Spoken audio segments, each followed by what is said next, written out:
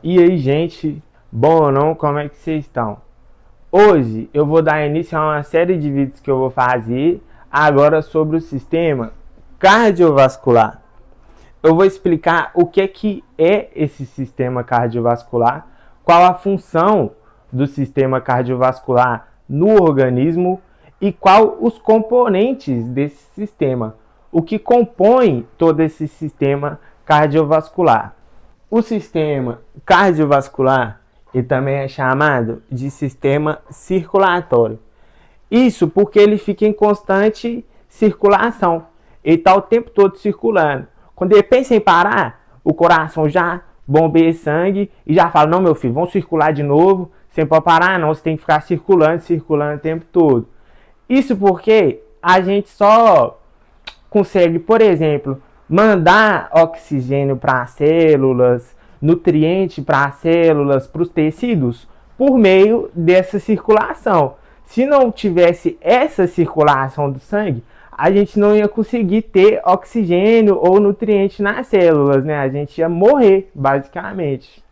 Os componentes principais do sistema cardiovascular é o coração, o sangue e os vasos sanguíneos. Um dos componentes do sistema cardiovascular é o coração.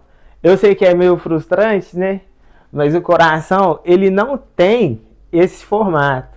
Quando eu era pequeno, eu achava que tinha, né? Mas na verdade, o coração, ele é um músculo.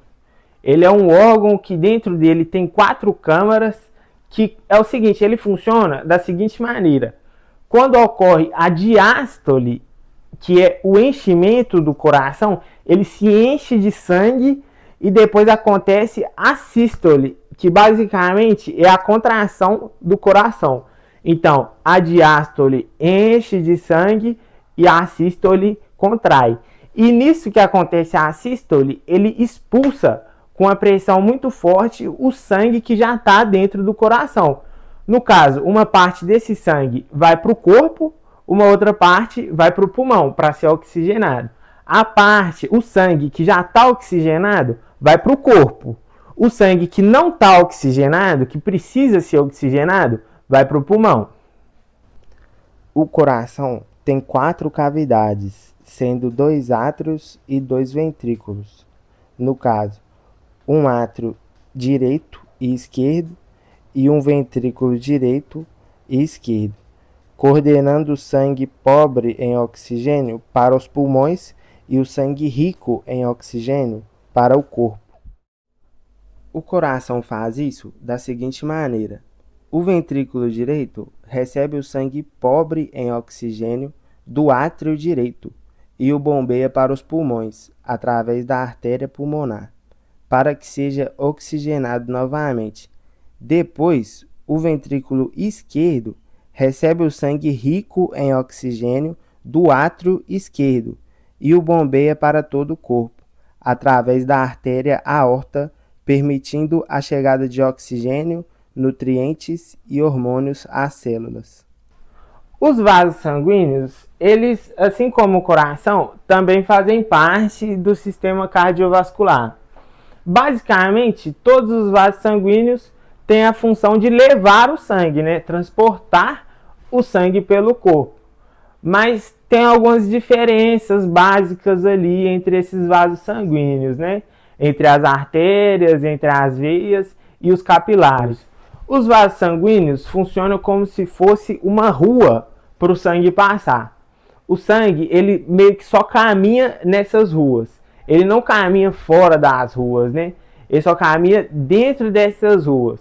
Ou seja, dentro do nosso corpo, o sangue só passa nos vasos sanguíneos. Só dentro dos vasos sanguíneos, né? No caso, as artérias, as veias e os capilares. Quando ocorre um rompimento dessas artérias ou veias ou capilares, ocorre o que a gente chama de hemorragia, que é quando o sangue sai para fora desses vasos sanguíneos. No caso dos vasos sanguíneos, a diferença entre as artérias, as veias e os capilares pode ser encontrada no calibre de cada vaso e no caminho que o sangue percorre pelo corpo. Os vasos sanguíneos, assim como o coração, são componentes do sistema cardiovascular. Apesar de todos serem vasos que transportam sangue, existem algumas diferenças básicas entre artéria, veia e capilar. Os vasos sanguíneos normalmente são formados por algumas camadas, as chamadas túnicas: túnica íntima, túnica média e túnica adventícia. A túnica íntima é a camada mais interna, formada por células endoteliais que se apoiam em tecido conjuntivo. Em seguida, temos a túnica média, formada por células musculares lisas e tecido elástico. Mais externamente, temos a túnica adventícia, formada principalmente por tecido conjuntivo denso não modelado e tecido conjuntivo frouxo. Agora, as artérias saem do coração e tornam-se cada vez mais finas à medida que se ramificam. Esses vasos têm como função principal levar o sangue e, consequentemente, oxigênio e nutrientes aos tecidos. As artérias transportam o sangue sob alta pressão, sendo necessário, portanto, paredes elásticas e fortes. Nas artérias maiores, a túnica média é bem mais espessa e rica em fibras elásticas quando comparada a outros vasos.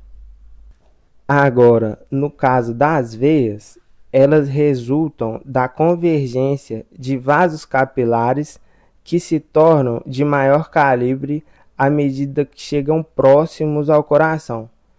Diferentemente das artérias, a túnica média das veias apresenta músculos e fibras elásticas em menor quantidade, e a pressão sanguínea é bem mais baixa. A tarefa principal das veias é levar o sangue pobre em oxigênio do corpo para o coração, para que desse jeito ele seja oxigenado novamente no pulmão e bombeado para o corpo. Como algumas veias transportam o sangue contra a gravidade e a pressão sanguínea é baixa, essas estruturas apresentam algumas válvulas. Juntas com músculos esqueléticos, principalmente os músculos dos membros inferiores, como a panturrilha, que é considerada o segundo coração do corpo, por exemplo, essas válvulas, formadas por pregas da túnica íntima, garantem o fluxo correto do sangue em direção ao coração. Agora, sendo os vasos mais finos do sistema cardiovascular, os capilares são vasos sanguíneos bem finos, sem túnica média e adventícia, formando uma rede complexa de vasos. Por possuírem uma parede fina, com apenas poucas camadas de células, tornam-se o local ideal para que ocorra as trocas gasosas. Gente, eu já falei do coração, já falei dos vasos sanguíneos e não pode deixar de falar do sangue. O sangue é vivo, vermelho e fluido, essencial para o transporte de oxigênio, nutrientes, hormônios e remoção de resíduos, além de defender o organismo e promover a coagulação sanguínea. É composto por plasma, que é a parte líquida com água, proteínas e sais minerais, e elementos sólidos, como as hemácias, que são glóbulos vermelhos transportando oxigênio, os leucócitos, que são glóbulos brancos atuando na defesa imunológica, e as plaquetas, que atuam na coagulação sanguínea. Uma curiosidade interessante é que há algum tempo o termo venoso e arterial era utilizado para indicar o sangue que corria nas veias e nas artérias. Entretanto, o sangue venoso, que é rico em gás carbônico, circula também em artérias, mais precisamente na artéria pulmonar. O mesmo ocorre com o sangue arterial, rico em oxigênio, que circula nas veias pulmonares. Por isso, é inadequado dizer que nas veias há apenas sangue venoso e que nas artérias há apenas sangue arterial. Gente, por hoje é isso mesmo. Não tenho mais nada para falar, porque esse vídeo ele é mais uma introdução sobre o sistema cardiovascular. Mas os próximos vídeos eu vou continuar postando sobre o sistema cardiovascular. Então, se você gostou desse vídeo, curte, comenta, segue aí, ativa as notificações que eu vou continuar postando vídeos relacionados não só ao sistema cardiovascular, mas à área da saúde mesmo em geral. Porque a educação física é uma área da saúde. Então a gente tem que estudar essas coisas, né? No mais é isso mesmo. Agradeço a atenção de todo mundo. E é isso aí. Obrigadão.